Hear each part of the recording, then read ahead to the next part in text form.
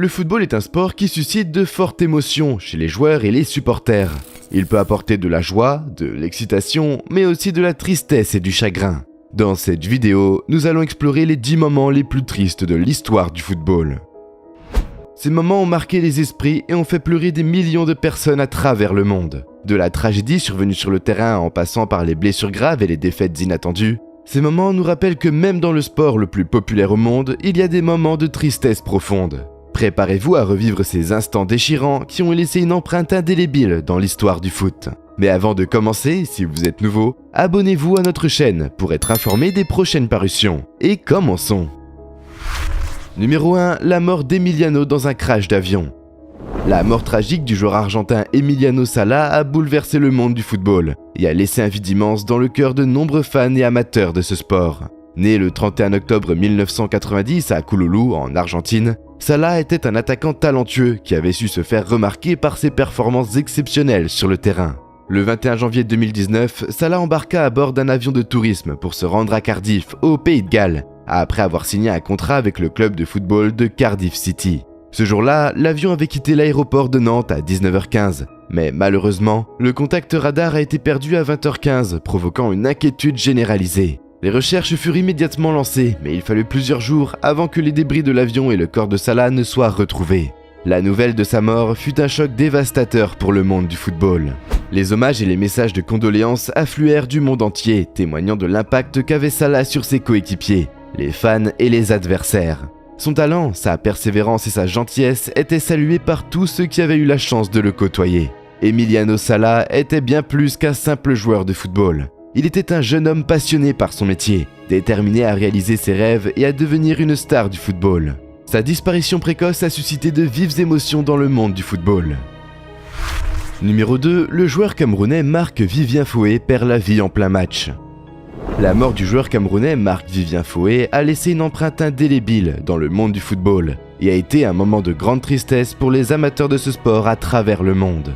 Né le 1er mai 1975 à Nkolo au Cameroun, Foé était un milieu de terrain talentueux et un joueur respecté. Le 26 juin 2003, lors de la demi-finale de la Coupe des Confédérations de la FIFA qui se déroulait en France, Foé s'effondra subitement sur le terrain sans aucune intervention d'un autre joueur.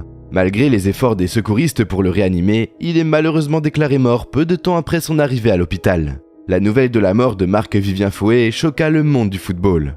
Les hommages affluèrent de toutes parts, sa personnalité charismatique, son humilité et son talent indéniable étaient salués par tous ceux qui le connaissaient.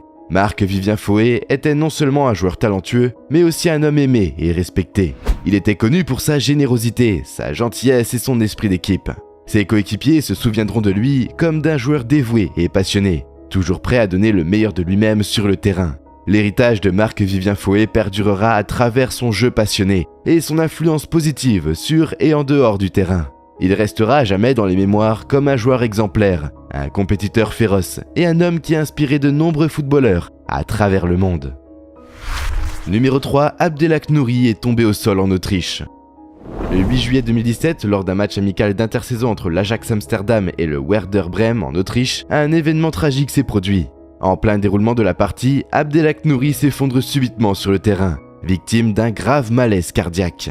Il est rapidement transporté en soins intensifs à l'hôpital, où il est vite considéré hors de danger et dans un état stable. Malheureusement, malgré ces bonnes nouvelles, le jeune joueur de 21 ans subit des lésions cérébrales graves et irréversibles. Une grande partie de son cerveau cesse de fonctionner, rendant ainsi impossible tout espoir de récupération de ses fonctions cérébrales essentielles. Selon le frère du joueur, son état de santé est meilleur qu'il y a quelques mois. Il serait désormais plus calme et capable de reconnaître et de communiquer avec sa famille, qui reste avec lui 24 heures sur 24 selon son père. Des nouvelles réconfortantes malgré une réalité plus complexe. Cela fait maintenant 6 années depuis l'effondrement d'Abdelhak Nouri, ancien joueur de l'Ajax, sur un terrain en Autriche. Dans une récente interview accordée à Ajax Life, son frère Abderrahim a partagé une déclaration encourageante concernant son état de santé actuel. Il souligne que depuis qu'Abdelhak vit à la maison, il sait où il se trouve, il est plus calme, il mange, il a un bon poids, il est plus lucide et il s'intègre mieux. 4. La mort du garçon de Cristiano Ronaldo et sa femme Georgina. Le 18 avril 2022, Georgina Rodriguez et Cristiano Ronaldo ont fait part d'une nouvelle déchirante. La mannequin portant des jumeaux a donné naissance à une petite fille en parfaite santé, tandis que son petit frère est malheureusement né sans vie. C'est avec la plus profonde tristesse que nous annonçons que notre petit garçon est décédé, a partagé le couple sur Instagram. Il s'agit de la douleur la plus profonde qu'un parent puisse éprouver.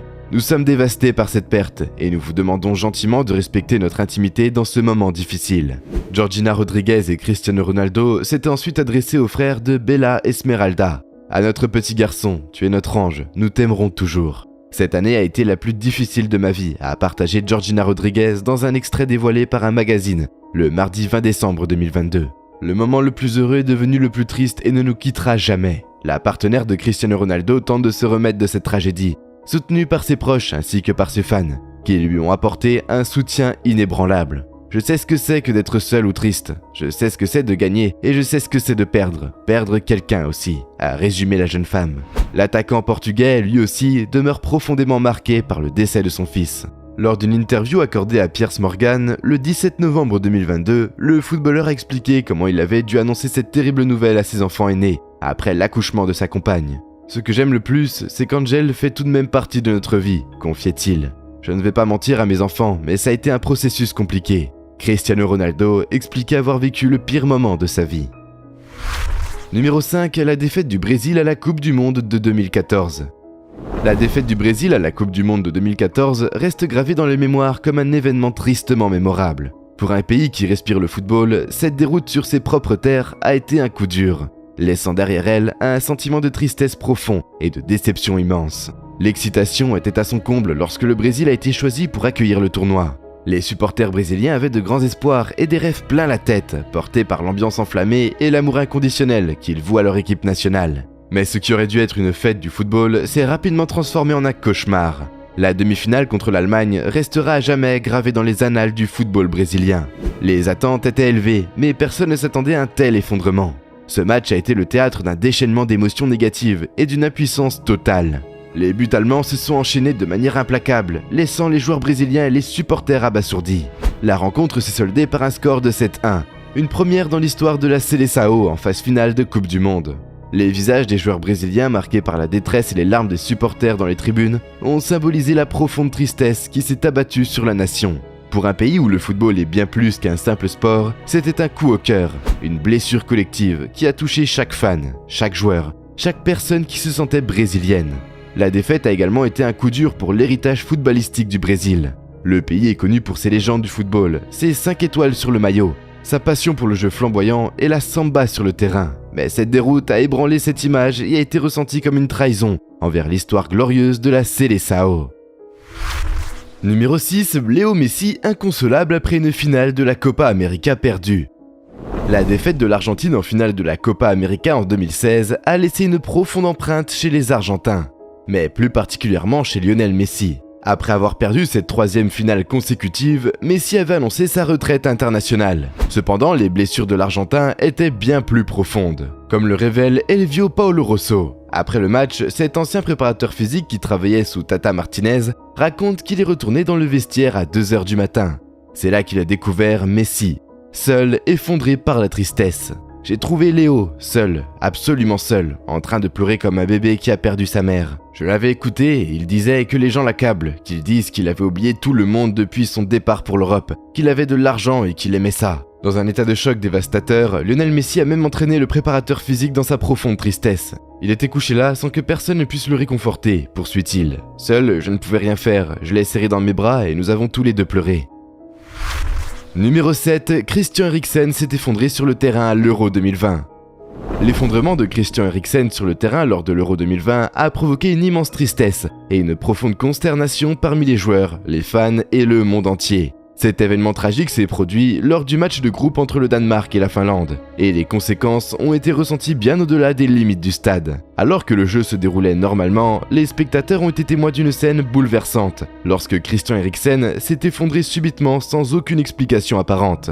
Les joueurs, les arbitres et les spectateurs ont immédiatement compris que quelque chose de grave venait de se produire. Une atmosphère de silence et d'inquiétude a enveloppé le stade, tandis que les joueurs se sont précipités vers leurs coéquipiers tombés, cherchant désespérément à comprendre la situation. Les images de l'événement ont rapidement été diffusées dans le monde entier, suscitant une réaction de soutien et de solidarité pour Christian Eriksen. Eriksen et l'équipe danoise. Les joueurs des deux équipes ainsi que le personnel médical ont agi avec une rapidité et une professionnalité remarquables pour prodiguer les premiers soins à Eriksen, lui apportant l'aide vitale dont il avait besoin. Le regard inquiet des coéquipiers de Christian Eriksen et les larmes visibles sur le visage de certains d'entre eux ont témoigné de l'ampleur de la tragédie qui se jouait devant eux. Les fans présents dans le stade et ceux qui regardaient à travers le monde ont également partagé cet élan de tristesse et de préoccupation pour la vie du joueur danois. Heureusement, grâce à l'intervention rapide des secouristes et au dévouement des professionnels de la santé, Christian Eriksen a pu être stabilisé et a montré des signes de rétablissement. Il a pu retourner sur les terrains après quelques temps.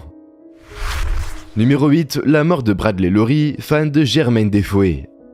La mort de Bradley Laurie, ce jeune fan de football passionné de Jermaine Defoe, a été un événement profondément bouleversant pour de nombreuses personnes à travers le monde. Bradley était un enfant extraordinaire, dont la lutte courageuse contre le cancer a touché le cœur de millions de personnes et a créé un lien indéniable entre lui et son idole, Jermaine Defoe.